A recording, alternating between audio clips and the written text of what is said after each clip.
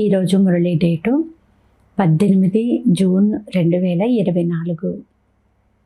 బాబా చెప్తున్నారు, మధురమైన పిల్లల్లారా, అవగుణాలను తొలగించుకునేందుకు పూర్తిగా పురుషార్థం చెయ్యండి. ఏ గుణము తక్కువగా ఉందో, లోపించిందో దాని లెక్కాచారము ఉంచుకోండి. గుణదానం చేసినట్లయితే గుణవంతులుగా అవుతారు అని బాబా అంటున్నారు. ఈరోజు మురళిలోని ప్రశ్న, గుణవంతులుగా అయ్యేందుకు మీకు లభించిన మొట్టమొదటి శ్రీమతం ఏది? సమాధానము, మధురమైన పిల్లలు గుణవంతులుగా అవ్వాలి అంటే 1, ఎవరి దేహమును చూడకండి, స్వయాన్ని ఆత్మగా భావించండి. ఒక్క తండ్రి నుండి మాత్రమే వినండి, ఒక్క తండ్రినే చూడండి. మానవ మతాలను చూడకండి. 2వ పాయింట్, దేహాభిమానానికి వశమై తండ్రికి, బ్రాహ్మణ కులానికి అపకీర్తి కలిగించే పనులేమీ చెయ్యకండి. తప్పుడు నడవడిక కలవారు గుణవంతులుగా అవ్వలేరు. వారిని కుల కళంకితులు అని అంటారు. ఓం శాంతి. బాబ్దాదా చేతిలో గుండె మల్లెపూలు ఉన్నాయి. ఇటువంటి సుగంధభరిత పుష్పాలుగా అవ్వాలి అని బాబా సాక్షాత్కారం చేయిస్తారు. మనము ఒకప్పుడు పుష్పాలుగా అయ్యే పిల్లలము అని మీకు తెలుసు. గులాబీ పుష్పాలుగా, మల్లెపూలుగా కూడా అయ్యాము. అలాగే వజ్రాలుగా కూడా తయారయ్యారు. ఇప్పుడు మళ్ళీ తయారవుతున్నారు. ఇప్పుడు సత్యముగా అవుతున్నారు. ఇంతకుముందు అసత్యంగా ఉండేవారు. అది అసత్యమే అసత్యము, సత్యము అంశము కూడా లేదు. ఇప్పుడు మీరు సత్యముగా తయారవుతారు. సత్యమైన వారిలో అన్ని గుణాలు ఉండాలి. ఎవరిలో ఎన్ని గుణాలు ఉంటాయో అంతా ఇతరులకు కూడా గుణదానం చేసి తన సమానముగా చేస్తారు. అందువలన తండ్రి పిల్లలకు చెప్తున్నారు, పిల్లలు మీ గుణాల యొక్క లెక్కాచారమును ఉంచుకోండి. మాలో ఎలాంటి అవగుణాలు లేవు కదా. దైవీ గుణాలలో ఏ గుణం తక్కువగా ఉంది? ప్రతిరోజు రాత్రి ఈ లెక్కాచారమును చూసుకోండి. ప్రపంచంలోని మనుష్యులు వేరే. ఇప్పుడు మీరు సాధారణ మనుష్యులైతే కాదు, బ్రాహ్మణులు. అందరూ మనుష్యులే, కానీ ప్రతి ఒక్కరి గుణాలలో, నడవడికలలో తేడా ఉంటుంది. మాయా రాజ్యంలో కూడా కొంతమంది మనుషులు చాలా మంచి గుణవంతులుగా ఉంటారు. కానీ వారికి తండ్రి ఎవరో తెలియదు.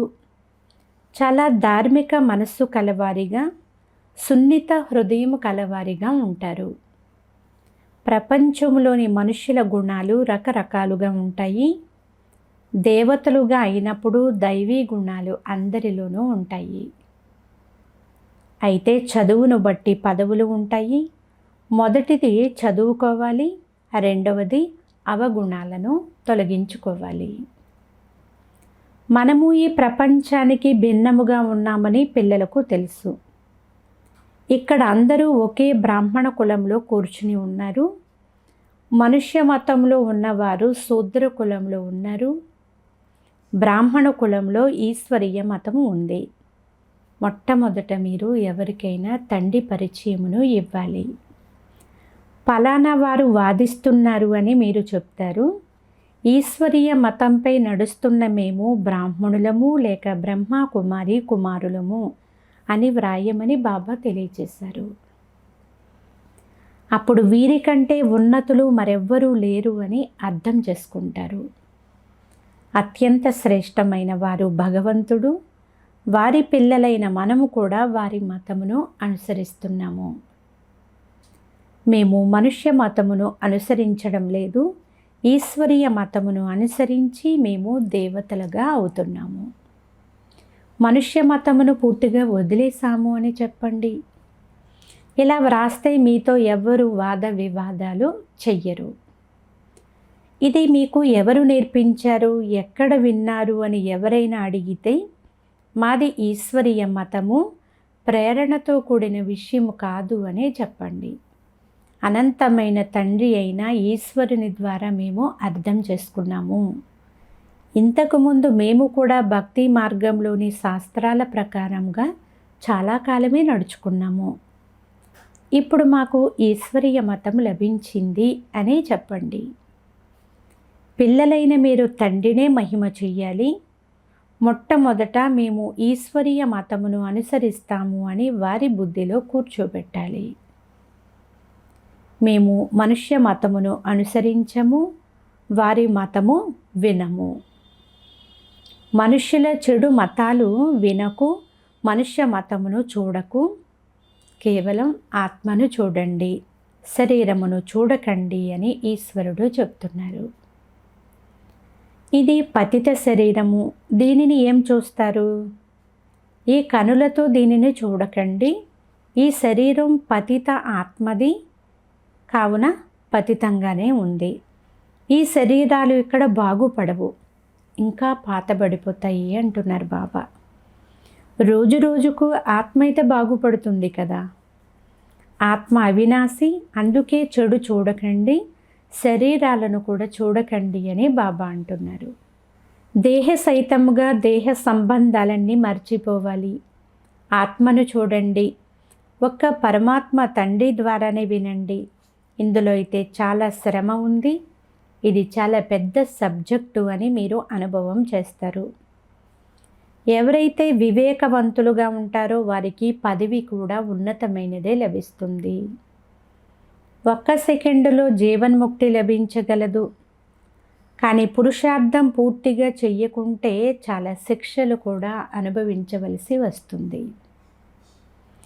పిల్లలైన మీరు తండ్రి పరిచయం ఇచ్చేందుకు గుడ్డి వారికి ఊతకర్ర వలె అవ్వాలి. ఆత్మను చూడలేరు, కానీ తెలుసుకోగలరు కదా. ఆత్మ ఎంతో చిన్నది. ఈ ఆకాశ తత్వంలో మనుషులు ఎంత స్థలమును ఆక్రమిస్తారో గమనించండి. మనుషులైతే వస్తూ పోతూ ఉంటారు కదా. ఆత్మ ఎక్కడికైనా వచ్చిపోతుందా? ఆత్మకు ఎంత చిన్న స్థలం ఉంటుంది. ఇది ఆలోచించవలసిన విషయము. ఆత్మల గుంపు ఉంటుంది. శరీరంతో పోలిస్తే ఆత్మ ఎంతో చిన్నది.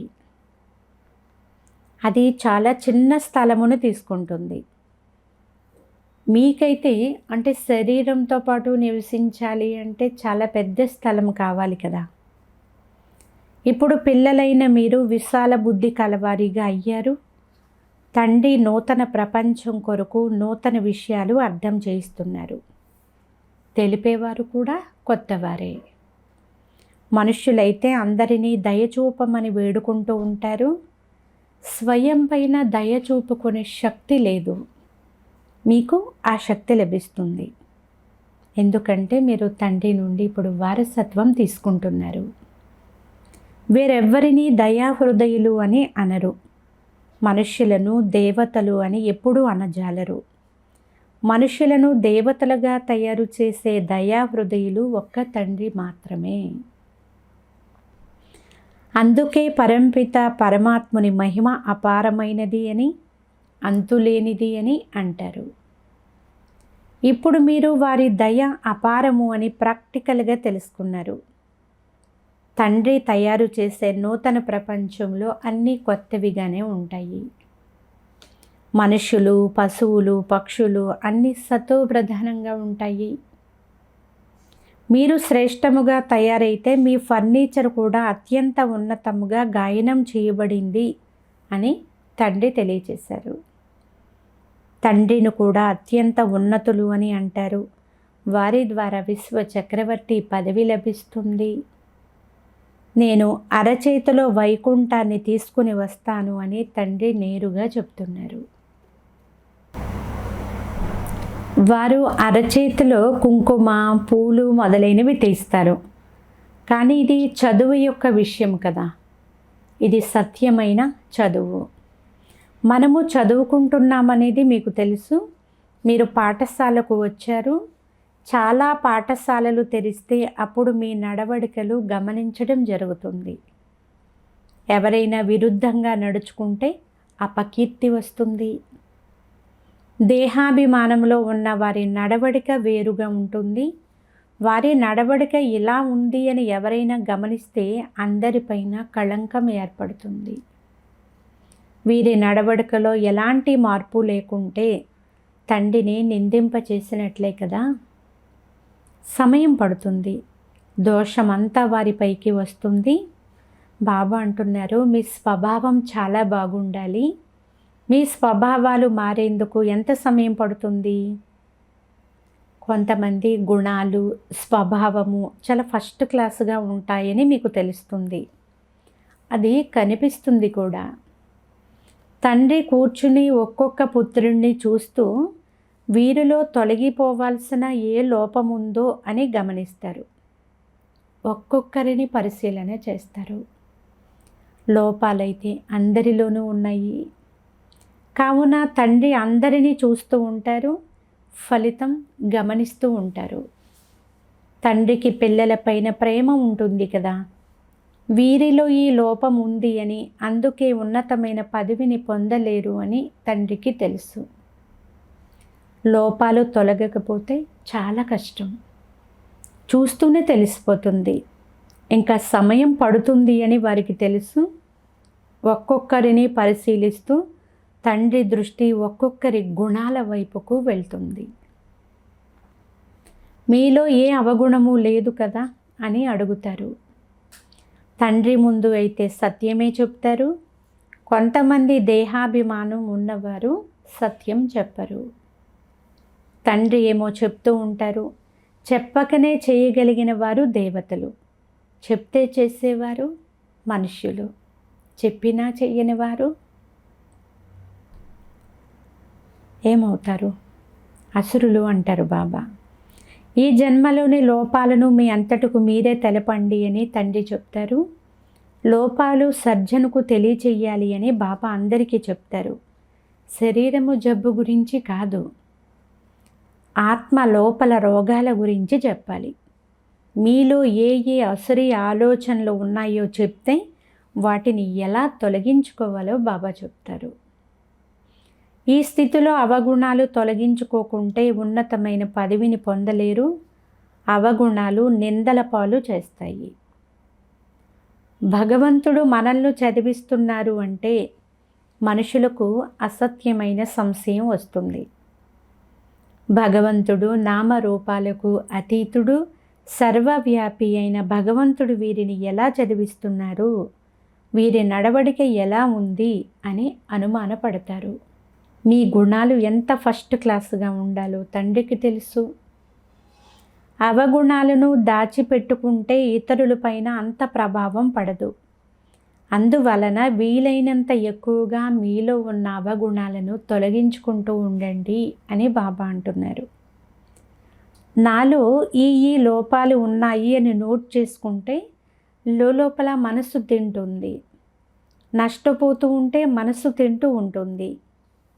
వ్యాపారులు ఈరోజు ఎంత లాభం వచ్చిందని ప్రతిరోజు వారి ఖాతాను చూసుకుంటారు కదా.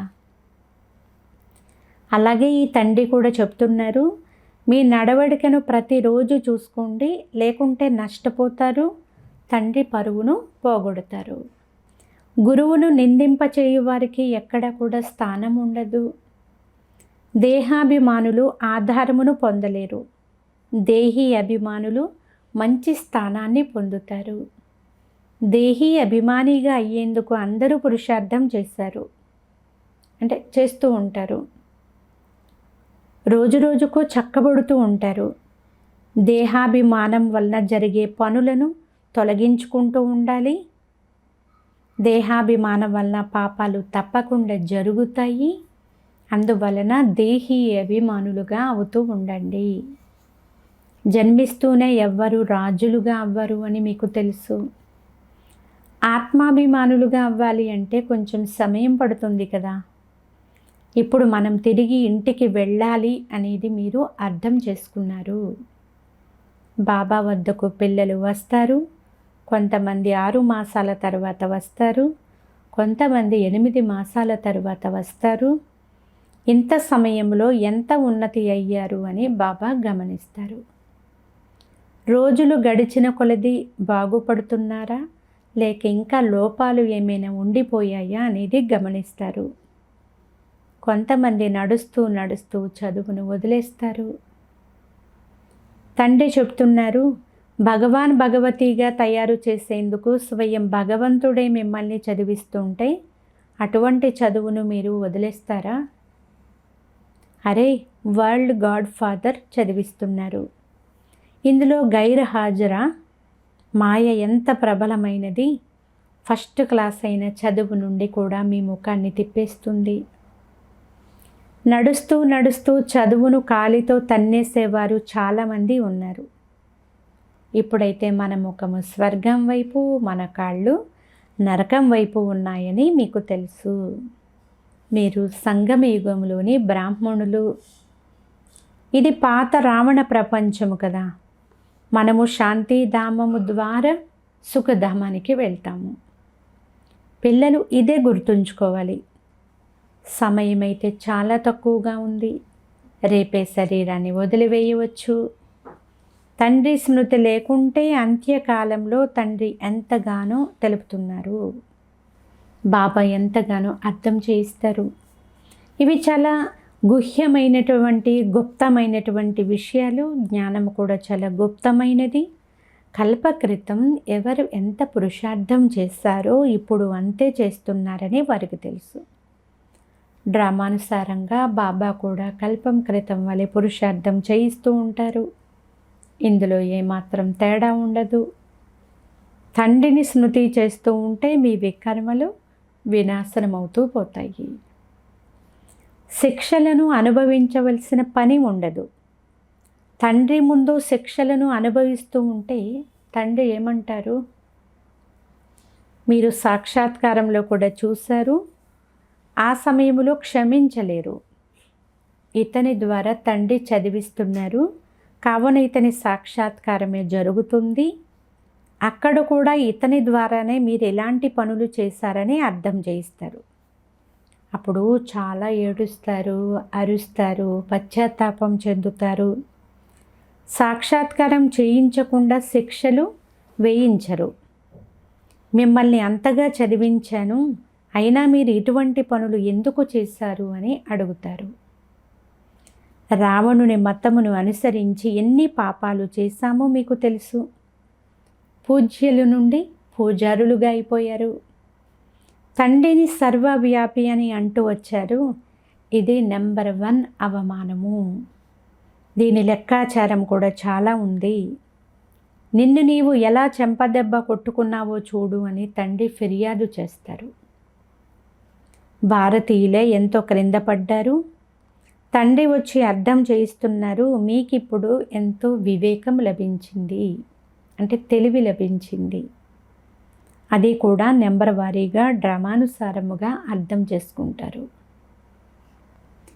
ఇంతకు ముందు కూడా ఇదే విధంగా ఇప్పటి వరకు జరిగిన క్లాసు ఫలితము ఇలాగే ఉంది అని అంటారు. తండ్రి సరి అయినదే చెప్తారు కదా. కావున పిల్లలు, మీ ఉన్నతిని మీరు చేసుకుంటూ ఉండండి.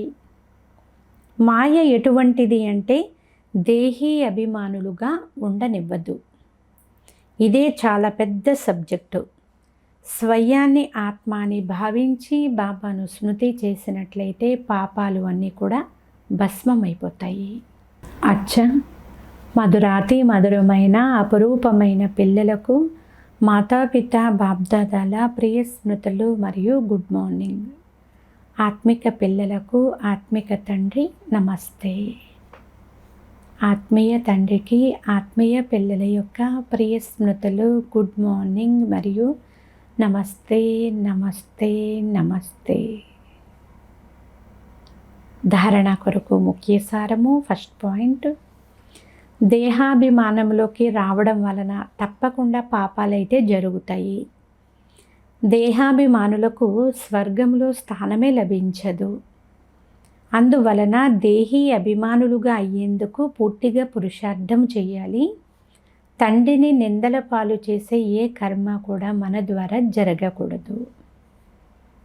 సెకండ్ పాయింట్, లోపల ఉన్న జబ్బులను తండ్రికి సత్యముగా తెలియచేయాలి. అవగుణాలను దాచుకోకూడదు. నాలో ఏ అవగుణాలు ఉన్నాయి అని స్వయాన్ని పరిశీలన చేసుకోవాలి. చదువు ద్వారా స్వయాన్ని గుణవంతులుగా తయారు చేసుకోవాలి. ఈరోజు వరదానము: హద్దులోని రాయల్ కోరికల నుండి ముక్తముగా ఉంటూ సేవ చేసే నిస్వార్థ సేవాధారి భవ. బ్రహ్మబాబా కర్మబంధనాల నుండి ముక్తమయ్యి భిన్నముగా తయారయ్యే రుజువుని ఇచ్చారు. సేవ పైన స్నేహము తప్ప వేరే బంధనము లేదు. సేవలో హద్దు యొక్క రాయల్ కోరికలు ఏవైతే ఉంటాయో అవి కూడా లెక్కాచారం యొక్క బంధనంలో బంధించేస్తాయి. సత్యమైన సేవాదారులు ఈ లెక్కాచారము నుండి కూడా ముక్తముగా ఉంటారు. ఎలాగైతే దేహము దేహ సంబంధాల బంధనం ఉంటుందో అలా సేవలో స్వార్థము కూడా బంధనమే. ఈ బంధనము నుండి లేక రాయల్ లెక్కాచారము నుండి ముక్తులై నిస్వార్థ సేవాదారులుగా అవ్వండి. స్లోగన్: ప్రతిజ్ఞలను ఫైలులో ఉంచకండి, ఫైనల్గా తయారై చూపించండి. అచ్చా. ఓం శాంతి.